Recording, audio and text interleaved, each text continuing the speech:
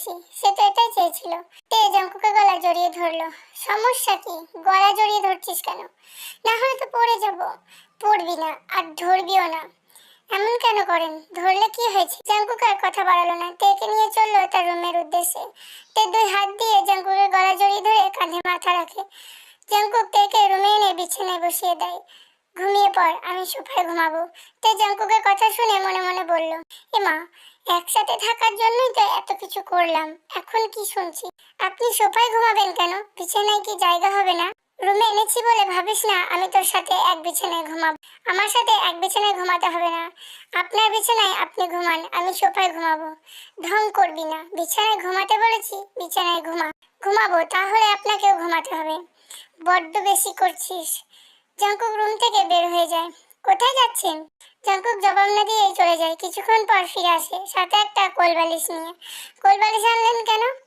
মাঝখানে বর্ডার দিব, ভুলেও কোলবালিশের এপার আসবি না। জাঙ্কুক কোলবালিশ নিয়ে বিছানার মাঝখানে রাখলো। সে ডান পাশে শুয়ে পড়লো। পুরুষ মানুষেরও যে এত ঢং করে, না দেখলে জানতামই না। আমার বয়ে গেছে কোলবালিশ ডেঙ্কিয়ে ওনার কাছে আসতে। মাথা গরম করবি না, ঘুমা, নালে মাথা ফাটিয়ে ফেলবো। ঘুমাচ্ছি তো, শুধু শুধু রাগ দেখান কেন? জাঙ্কুক একটা ধমক দিয়ে বলে, ঘুমাতে বলেছি। তে জাঙ্কুকের ধমক শুনে সাথে সাথে চোখ বন্ধ করে ফেলল। সে নিজের বুকে ভারী কিছু আবিষ্কার করে। চোখ মিলে সে দেখে তে তার বুকে মাথা দিয়ে দুই হাত দিয়ে তাকে জড়িয়ে ধরে খুব শান্তিতে ঘুমাচ্ছে। কোথায় কোলবালিশ? জাঙ্কুক বিছানায় কোলবালিশের কোনো অস্তিত্ব খুঁজে পেল না। জাঙ্কুক ভাবলো এত তাড়াতাড়ি তো এই তেকে এইভাবে বুকে ঠাঁই দেওয়া ঠিক হবে না। জাঙ্কুক তেকে এক টান দিয়ে নিজের কাছ থেকে সরিয়ে দেয়। সাথে সাথে তের ঘুম ভেঙে যায়। জাঙ্কুক রাগী গলায় বলল, কোলবালিশ নিচে ফেলে আমার কাছে আসলি কেন? মানা করেছি না তোকে ওই পাশ থেকে এই পাশে না আসতে? তে মাথা নিচু করে বলে, আমি ইচ্ছে করে আসি নাই, কখন এদিকে চলে এসেছি বুঝতেই পারি নাই। এই জন্যই বলছি আমি তোর সাথে এক বিছানায় ঘুমাবো না। তোরে কোনো বিশ্বাস নেই। জাঙ্কুকের কথা শুনে তে কান্না করে দেয়। কি এমন করেছি আমি যে এত কথা শোনাচ্ছেন আমাকে? আমি বলেছি আমি ইচ্ছা করে আসিনি, হয়তো ঘুমের ঘোরে চলে এসেছি। আর আসলেও কি হয়েছে? আমি তো আসতেই পারি, আপনি আমার স্বামী। ও রিয়েলি? আমি তোর স্বামী? তো যখন ইউনোর সাথে চলে গেলি তখন এই স্বামীর কথা মনে ছিল না? আমি ইউনোকে ভালোবাসতাম, তখন ওর খারাপ কিছু আমার চোখে পড়েনি, তাই বিশ্বাস করেছিলাম। আপনিও তো আমাকে ভালোবাসেন, কই আমি তো এতবার ভুল করার পরেও তো আমাকে ছেড়ে দেননি।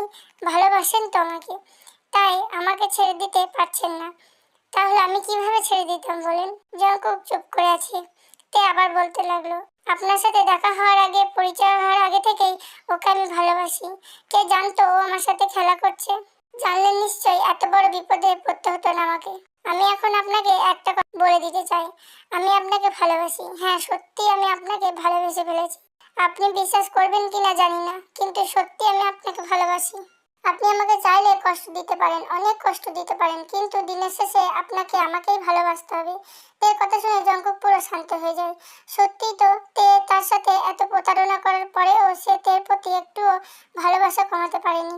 হয়তো রাগ জিদ থেকে তাকে একটু কষ্ট দিতে চায়, কিন্তু দিনের শেষে সেও তো তেকেই ভালোবাসে। জাঙ্কুক কিছু না বলে হনহন করে হেঁটে ওয়াশরুমে চলে যায় ফ্রেশ হওয়ার জন্য। ওয়াশরুম থেকে বেরিয়ে এসে দেখে তে এখনো বিছানায় বসে আছে। ফ্রেশ হতে যা, আমি নাস্তার টেবিলে অপেক্ষা করছি। জাঙ্কুক রুম থেকে বের হয়ে যায়। তে বিছানা থেকে উঠে ওয়াশরুমে চলে যায়। ডাইনিং টেবিলে তে জাঙ্কুক দুজনেই চুপ, কেউ কোনো কথা বলে না, চুপ করে খাওয়ায় মনোযোগ দিচ্ছে। খাওয়া শেষে জাঙ্কুক বলল, সন্ধ্যায় সেজেগুজে প্রস্তুত হয়ে থাকবি, আমি ফোন দিব, সাথে সাথে বাসা থেকে বের হবি। তে কিছু বলতে চাইলেও জাঙ্কুক থামিয়ে দেয়। কোনো কথা বলবি না, যেটা করতে বলেছি ওটাই করবি। জাঙ্কুক ব্রেকফাস্ট করে বাসা থেকে বের হয়ে যায়। তেও ব্রেকফাস্ট করে রুমে চলে যায়। তে দিনের অনেকটা সময় ঘুমিয়েই কাটালো। বিকালবেলা তে ছাদে যায়। দোলনায় বসে কিছুক্ষণ দোল খেতে থাকে আর ভাবতে থাকে জাঙ্কুক কেন তাকে সেজে থাকতে বললো। সন্ধ্যায় তাকে কোথায় নিয়ে যাবে সে? সন্ধ্যায় একটু আগে তে ছাদ থেকে নেমে রুমে চলে আসে। তাকে যে এখন সাজতে হবে। তে ড্রয়ার থেকে একটা নীল শাড়ি বের করে। খুব সুন্দর শাড়িটা।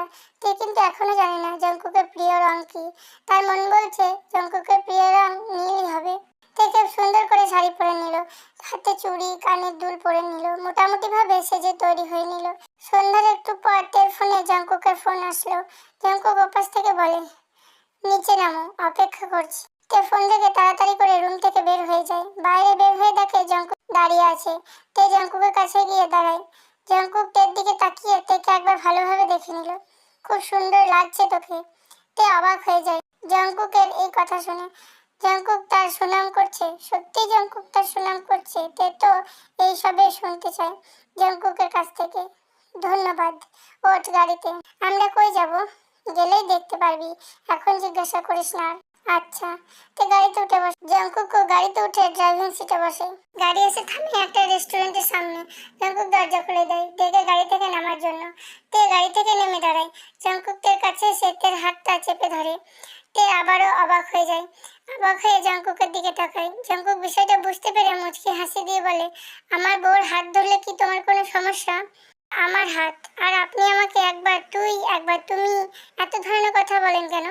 আমার ইচ্ছা আমি বলবো। বললে না এটা তোমার হাত, আমার বউ তো তুমি। অবাক হয়ে জঙ্কুককে দেখছে। উনি সকালে কি ব্যবহার করলো আমার সাথে, আর এখন তার আর এক রূপ দেখছি। কি সুন্দর ব্যবহার করছে আমার সাথে। ভাবতে হবে না, চল তো। জঙ্কুক তার হাত ধরে ভিতরে নিয়ে যায়। তে রেস্টুরেন্টের ভিতরে প্রবেশ করতে গেলে জঙ্কুক বাধা দেয়। দাঁড়াও, আগে আমি ভিতরে প্রবেশ করি তারপর তুমি। তে কিছু বললো না, সে দাঁড়িয়ে আছে। জঙ্কুক ভিতরে প্রবেশ করলো।